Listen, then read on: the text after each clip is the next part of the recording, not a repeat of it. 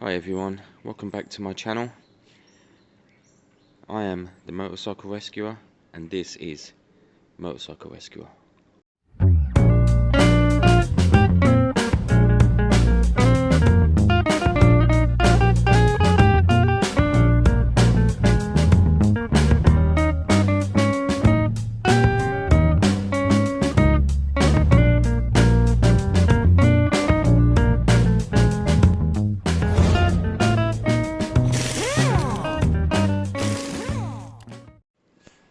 So, how many of you out there who regularly mess with bikes have thought, I wish I had a supplier of parts who I could just turn up to any time, any day, just turn up to their house or business and buy the parts I need? Well, I have that because I have Jake Korb. I went round to Jake Saturday night actually to his house and I bought a bunch of crappy old carb parts from this er5. And I said to him, I need the works. Now, not only did he give me all the carb parts I need, we'll have a look at that.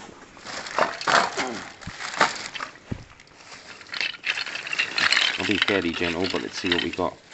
He didn't give me a GoPro, that's fine. So we have brand new floats. Diaphragms we didn't change, we decided they were too good. Full rebuild kit there, full rebuild kit there, original parts there, and old caps. So like I said, being able to turn up and just get these parts is unbelievable, extremely handy. So the main parts we need in here, probably the floats, needles, and the idle air fuel screws. Some of the old parts are a bit bunged up, but yeah, we will rebuild this carb. Also, some of the small bits that you might not realise weren't in the old one, there's that tiny little washer there that goes in with the air fuel screw, and you see that there, that also goes in to make sure it's a nice tight seal.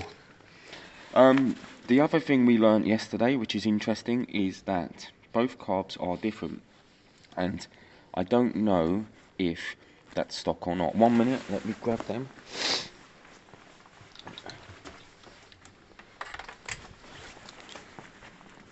So I've said all along that somebody's mated a different carb to this. So one is original and one's been mated in. You can't tell G285. You can't tell because only one side has the code on it. But there are some differences within these carbs. Let's start with the actual top caps here. One top cap retaining thing is taller, one's shorter. There's a couple of other small differences within this setup. I can't fully remember what they are, but the jetting is appropriate at this stage, but that's probably been changed. Basically, it's going to be quite hard to get these running well because they're just not exactly the same. Let's start with the basics. I don't know what spring to use on here. I've got both springs here. I don't know which one goes where. The other thing we learnt yesterday that you've seen on camera is that one of the clips was loose. That means the needle would have been bouncing around. That would have caused a lot of erraticness within the engine. So here's the plan this morning on a nice quiet Sunday morning. Rebuild the carbs using the new parts. Right? Use some of the old parts, that's fine, that's normal, chuck them back in. Take my time, get this set up well, check everything as best as I can, get it back on the bike, see how we sit. If we're really lucky, the bouncing needle would have been the major issue yesterday. If we're unlucky, then we just can't get this system to work. We may need to order a new set at around £200. If we're really, really unlucky, we order a new set at around £200, and that doesn't change the problem because the problem still somehow lies in the engine, even though the compression test was good. So you've got all of these things to consider. But for now, let's at least get this bit done. We'll get these rebuilt, back up and ready to go, and we'll see if the bike sits any better at all. So this is all rebuilt, guys. Check that your diaphragms are working. You can hear and see that. See the nice shiny new parts, including air fuel screws. This bike's been given every chance now to run and ride properly. So I guess for now I need to nip it back up, put the new floats on, set the heights as best as I can. New gaskets, you might as well, they're there anyway. And see, yeah, chuck it back on and we'll see what happens. What's the worst that could happen? Okay, so we've got our new rebuilt carbs back together. That's all done and dusted. Now an arrogant person here would chuck it on and nip it all up properly. Tempting, but no. Including the coolant lines, I'm not doing any of that. I'm going to be seating it on, nipping it up, firing it up. Because there could still obviously be sparking issues, as in timing of spark and so on. If this bike still runs roughly, then my next step would be to attempt a CDI change. As soon as I can afford to buy one, actually. But yeah, it would be just in case the timing is slightly out for any reason in this box. There's lots of boxes online, second-hand ones, but they're kind of 60 quid onwards, so they're not cheap. You can buy tuning boxes, but on a bike like this, you'd be stupid, wasting your money spending 300 quid on a tuning box on a bike like this. So for now, what's best? What do I want to do? I'm going to seat the carbs, kind of nip it all back up a touch, get some fuel in there. Do I have any fuel left? Probably just enough to see, and we'll give it a fire up and we'll see if we've made any difference at all. Okay guys, so we are fully back together and we are fueled up, and we have a little bit of battery left, I believe. If not, I'll get the car, no issues there. Now, some of you have mentioned to me that you need all the extra inputs. What do you call that? It's the emission system. I know that, but I also know that I'll know if the bike is normal or not, even without that. Because even though that will make it run a bit rough, I'll know if it's kind of close to being back to normal, and then I'll know that all of that goes back on and just tweaks the last bit. I still have a feeling there's spark related issue here, but I'm not sure. Let's just try, guys. Let's fire it up. I hope it's not too early on a Sunday. Let's get you at a nice angle. There you go. Alright, now listen out. You'll listen to the engine, you'll hear a note. Remember, it's going to be cold, so a bit of choke. Give it 30 seconds to a minute to warm up, and then we'll see what we think.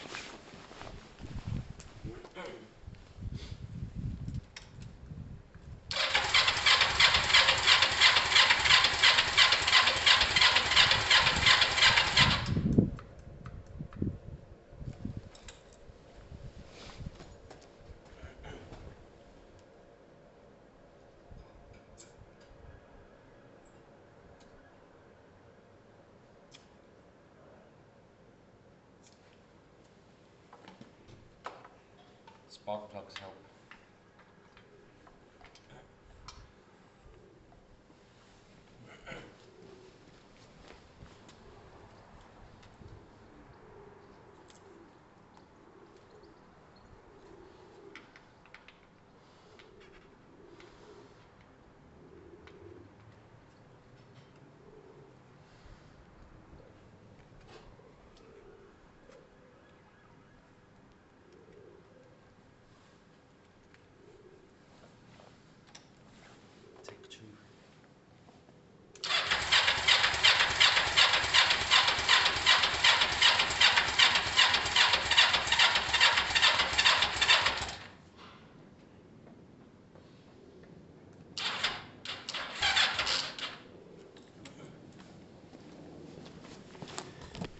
scrap take 2.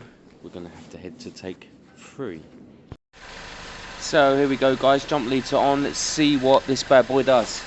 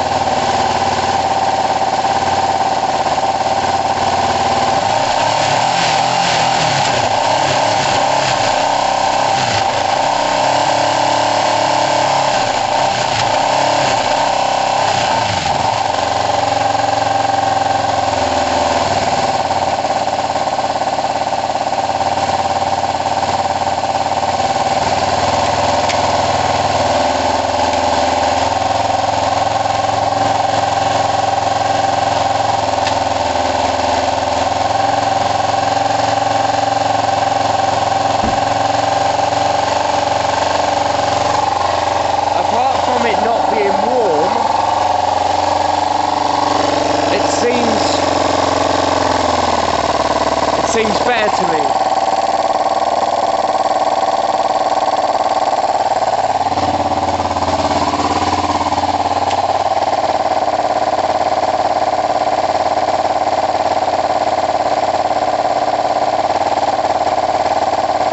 It seems better to me.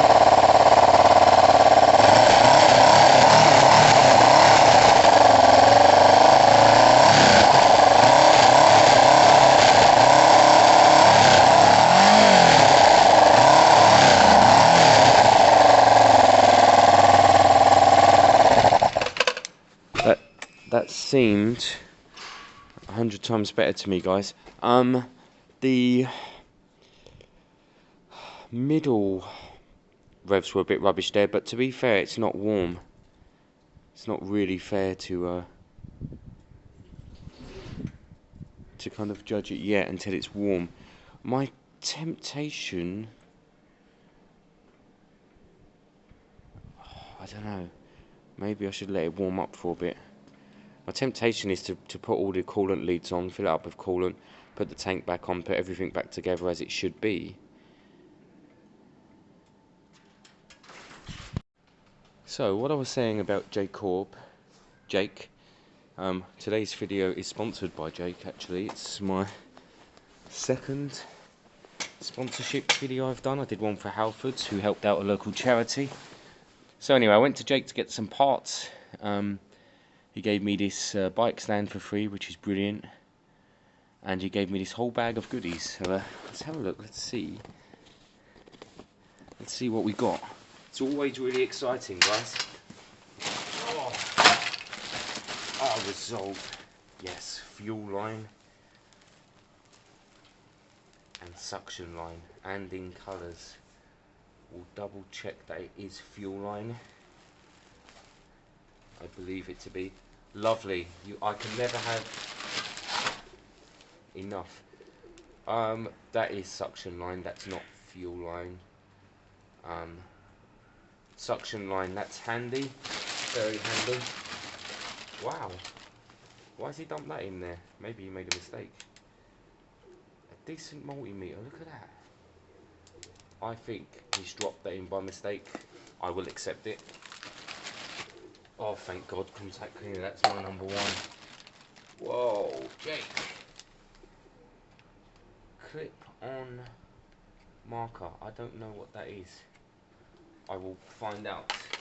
Oh, nice. 3-disc lock. 3-disc lock, Jake. Cable ties, always handy. Contact cleaner, perfect. Contact cleaner, lovely. Contact cleaner works very well, guys, for electrics, but also even the carb cleans and stuff, it works very well for that. Oh, plenty chain lube, wow. That is brilliant. And result. So, I went to Jake to get some parts for my carbs, and I got a bunch of free stuff. Always nice when I visit Jake. Not just because he gives me free stuff. It's nice to see Jake, but it's nicer when he gives me free stuff. So this video today is absolutely sponsored by him. I better check that he actually put that in and didn't drop it in. Handy though. Right, so where are we? I think it was hard to tell, guys, but I think it ran much better. I'm nervous, but I think it's important to put it back together how it should be sitting now, so that we can see with all of the extra suction valves, lines and stuff on, and the fuel tank, to see if it's running better. So I think I'm going to run from the original coils for ease. I believe the green always went onto the black and the red went onto the green. I'm going to stick by that. I could be completely wrong. I'm sure I had the book somewhere, but again, I think the red goes on to the green. I better check that out actually and put them on properly. I'm not even sure it makes a difference, if I'm being honest, guys. I think it just does the same thing. I am going to try, so I'm going to put the tank back on. I'm going to try and get it all kind of nipped up and tuned. I'm going to put some water in, so I'm going to have to take the carbs back off, unless of course I can get the coolant hoses on through here. There you go. I'll be able to get that side on. That should be straightforward enough. Maybe actually it's a bit tight in there. Let me have a little prod. Okay, good, so we're kind of getting somewhere, guys. So if you have a good look, all the breathing pipes are on, water's in. I haven't used coolant yet. It's way too premature to use coolant. It would need to run and ride perfectly, and then I would drop a lower hose and mix it properly. But I don't want to waste good quality coolant at this stage, knowing that I could have to take this apart 20 more times. So yes, so it's all kind of back together from that natural running stage. The old coils are on, that's fine, I think. All of the wiring up here is on, coolant temperature stuff. It's now just about the tank. Now I don't know if tank has fuel left in it. Ideally I would spill it out into the can. I might do that rather than have it spill all over, you know, a bike that's got such good paint, really. To be fair, the paint on the tank isn't the best. It's got some chips here, but that's fine, I can fill them in. And then Sultan spilt loads of fuel on this side and it's misted it. I can potentially sand it out with a very fine sandpaper, but I'm not sure. So and actually while I'm here, maybe I need to get the hammerite out. That's just black. I'm sure that's just black hammerite. I don't want to do only one section though. Anyway, so we've got two fuel pipes here that goes up to the tank. This is a tank overflow breather pipe. And then that's it. Air filter's brand new. I'll check the oil quantity and quality, because it's got such high compression, this bike, that a decent oil change, if it's running well at any point, it's due a decent oil change no matter what, because just knowing we have the best oil in there is worth it. That compression test we did yesterday shocked me, I have to be honest. It was so high. So let me see if I can get the tank back on this and seated. I'm just curious more than anything, guys. The battery is on charge, and it'd be nice to see it running under its own conditions, cooling itself down, seeing if it warms up properly, and then seeing if, I guess, it kind of becomes a nice normal runner.